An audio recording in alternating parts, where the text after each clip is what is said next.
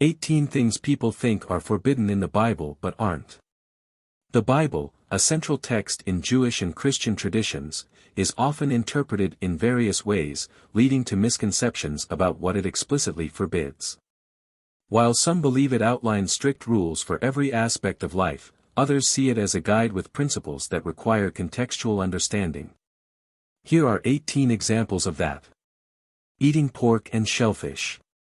Leviticus 11 verses 7-8 labels pork and shellfish as unclean, but this is part of the Old Testament dietary laws, not a universal, timeless command. These laws were specifically given to the Israelites, not as a moral guideline for all humanity.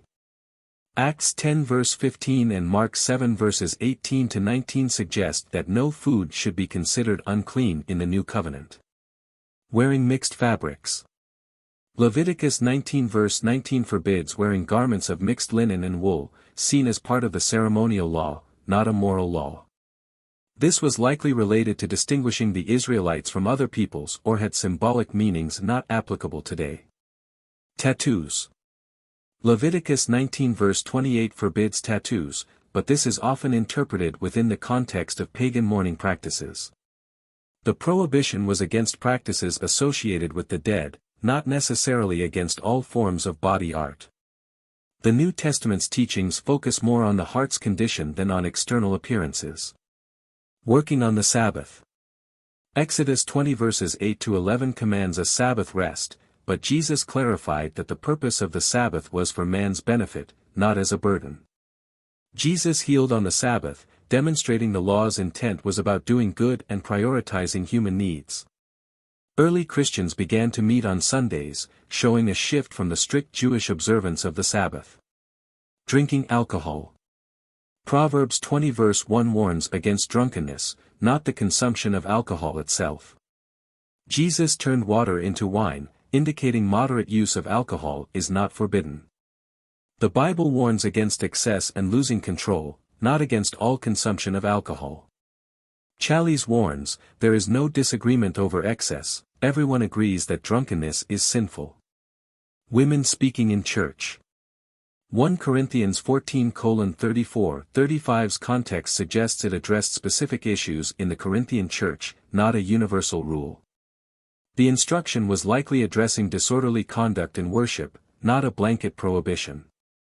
Women like Priscilla were active in early Christian ministry, indicating diverse roles were accepted. Braiding hair. 1 Timothy 2 verse 9 advises against elaborate hairstyles as part of a call for modesty, not an outright ban. The emphasis is on not letting external adornment be the primary focus. The advice was to avoid ostentatious displays of wealth, not a general prohibition on hairstyles. Equipping Godly Women advises, while there are some Bible passages that should be taken literally, do not steal, murder, or cheat, for example, other passages should be viewed from a metaphorical perspective. Playing sports.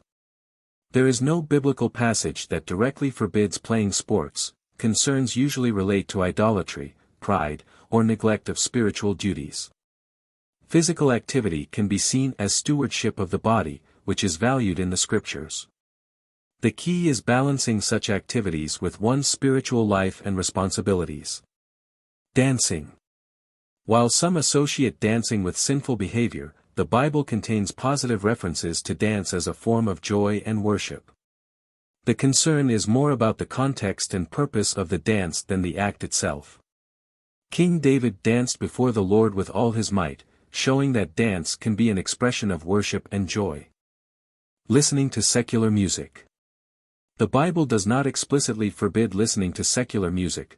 Concerns usually revolve around the lyrics' content and the heart's condition. Believers are encouraged to be discerning about what they listen to and how it affects their hearts and minds. Getting a divorce for non-adultery reasons. Matthew 19 verse 9 provides an exception for divorce in the case of sexual immorality, but this does not cover all possible scenarios. Jesus mentioned that Moses permitted divorce because of the hardness of people's hearts, suggesting a concession rather than a command. Many churches recognize other serious circumstances, such as abuse, as valid reasons for divorce, seeking to balance justice, mercy, and restoration. Remarriage after divorce. While Jesus speaks against divorce and remarriage in some contexts, the New Testament also addresses the reality of remarriage in a fallen world. The gospel message is one of grace, forgiveness, and new beginnings. Different Christian traditions interpret these teachings in various ways, often allowing for remarriage under certain conditions. Women wearing pants. Deuteronomy 22 verse 5 speaks against cross-dressing, but this does not directly address modern clothing styles like women wearing pants. The prohibition was likely against practices associated with pagan worship or blurring gender distinctions. Most interpret this as a principle of maintaining clear gender distinctions, not a specific dress code. Drinking coffee or caffeine.